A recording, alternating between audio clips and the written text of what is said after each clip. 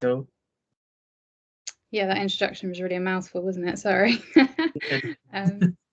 Cool. So fingers crossed this works. Can you see that? Not including notes even? Yeah. Yeah. Perfect. Cool.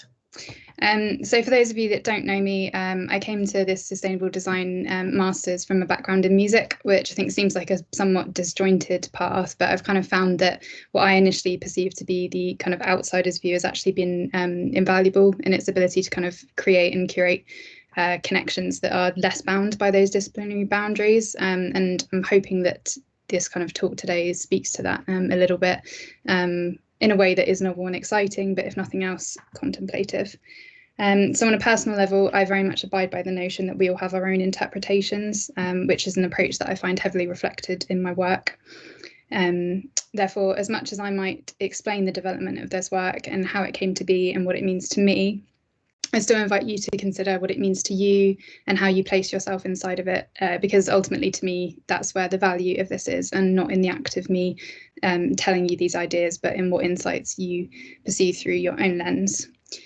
So generally speaking, as Sash introduced there, my work considers the connections between sound, socio-ecologically, sustainability and design. And this most recent project explored that in a more fundamental way, contemplating how sonic perspectives may be integrated into a philosophy of design itself, broadening the dominantly visual orientated practices of the discipline to embrace a truly multi-sensory approach within the context of care and sustainability. So there's a lot of this to do with thinking with and through sound and not just about sound, being the very essence of the proposed approach in the following, which can be understood as listening as process over listening as outcome. So it's about the insights that are gained through the listening and the sounding itself. So the project was broken down into 3 sections in my own eyes, and the first gave a brief overview of the ways in which we have known and currently know in the world through sound, discussing topics such as listening as care, sonic politics, sounding care, and more than human listening and sounding. A real key part to understanding this is this quote here by Stephen Feld, who is an anthropologist and acoustic ecologist. So it's his concept of acoustemology, which he describes as linking acoustics to epistemology to investigate sounding and listening as a knowing in action, a knowing with and knowing through the audible. Although I would interrogate this further, as Brandon Lebel and Salome Vogelin and many others before me have, to also say what is known through the inaudible.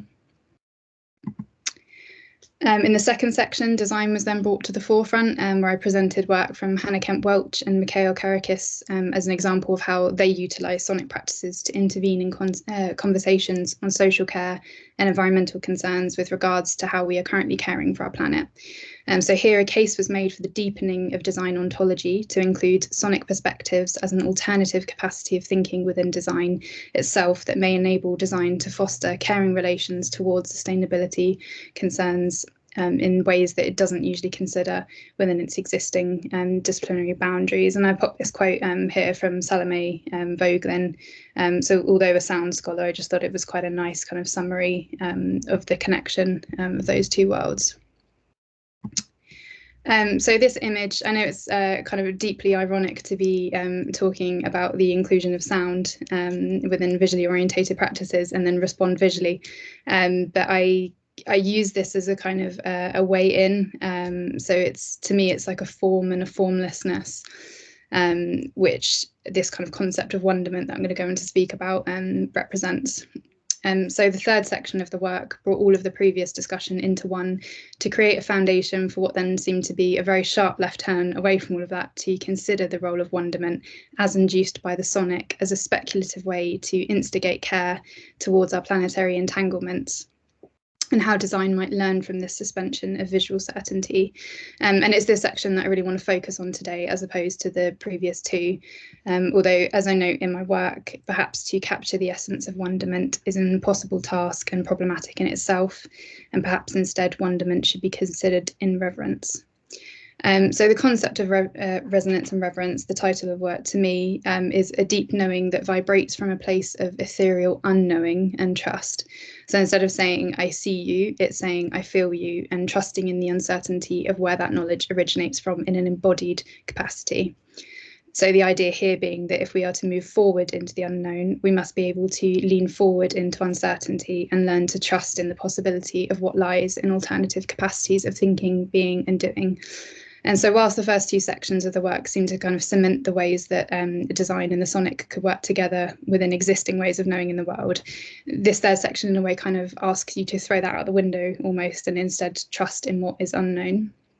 And it's here that I kind of attempt to present the sonic, both as material and a metaphor, as a way for design to access this suspension of belief in order to open itself to alternative ways of thinking, being, and doing.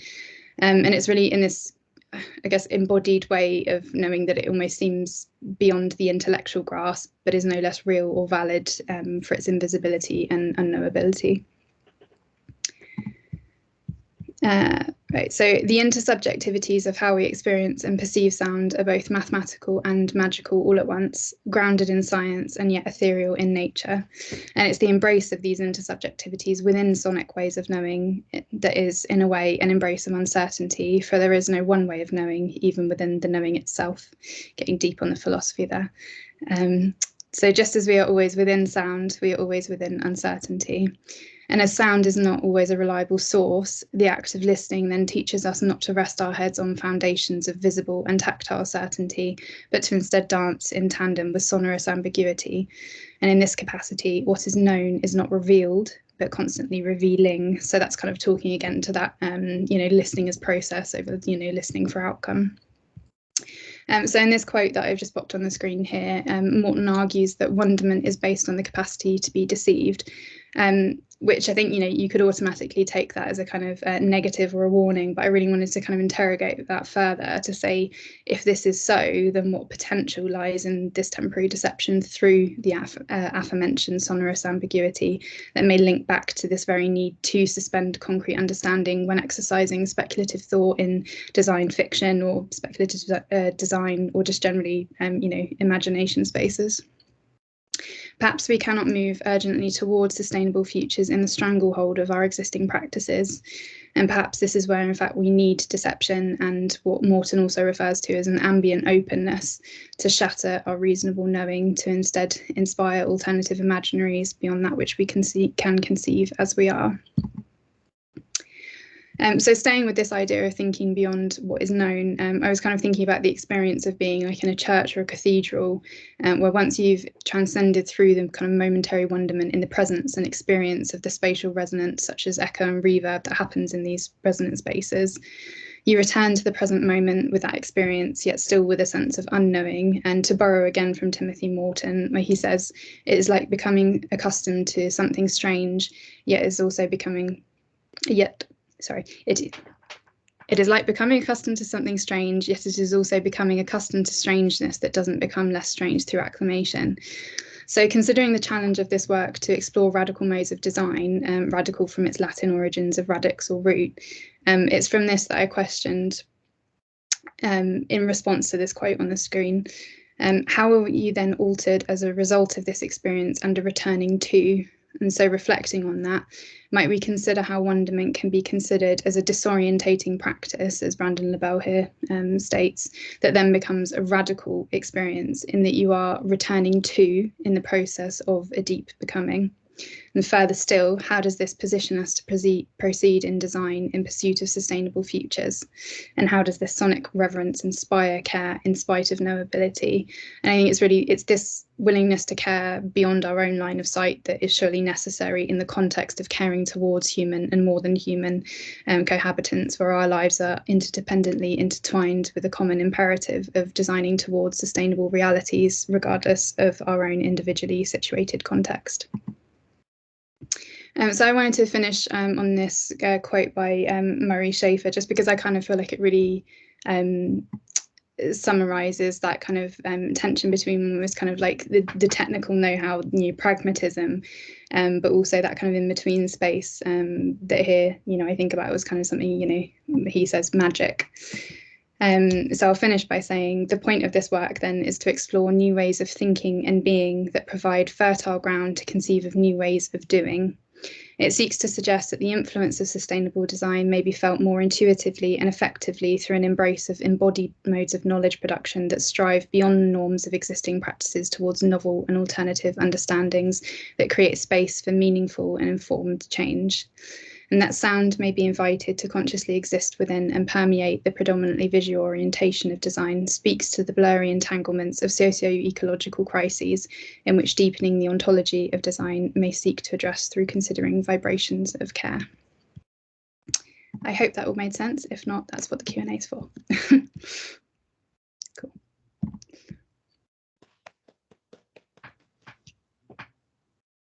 Amazing, Rachel. Thank you so much. So